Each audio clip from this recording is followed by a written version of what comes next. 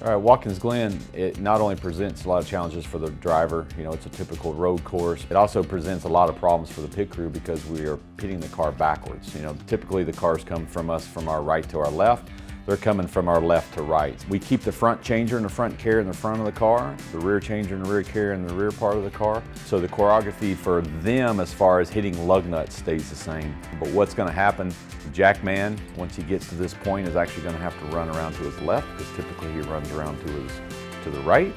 So as you'll see in this pit stop, things are completely different. So as far as the jack man has to angle the jack here on the left side of the car. That gives the rear carrier the ability to get in here and exchange this left rear. He'll pull the left front instead of the right rear.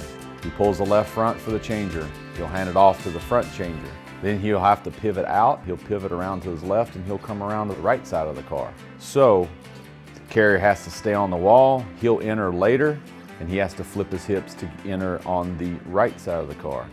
So it's completely different runaround for the jack man. It's completely different for the tire changer in the front because we're pulling his left front. We typically don't do that.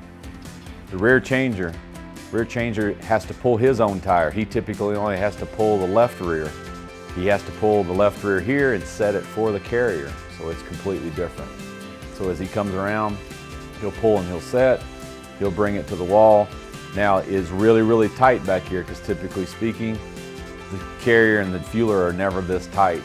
Fueler, the angle's a little bit different for the fueler. Really, really tight to the wall. The fueler has to let these guys go by. He's got the carrier right next to him. And typically what happens at Watkins Glen, because the angle of attack is different and the car leaves differently, there's a lot of fuel cans that'll go down pit road because the guys are used to opening up to the left and riding the car out, but they'll forget that they need to unplug or disengage when that car drops, or that'll get hung up and there'll be fuel cans. There's usually 2 or 3 fuel cans that always leave pit boxes at Watkins Glen.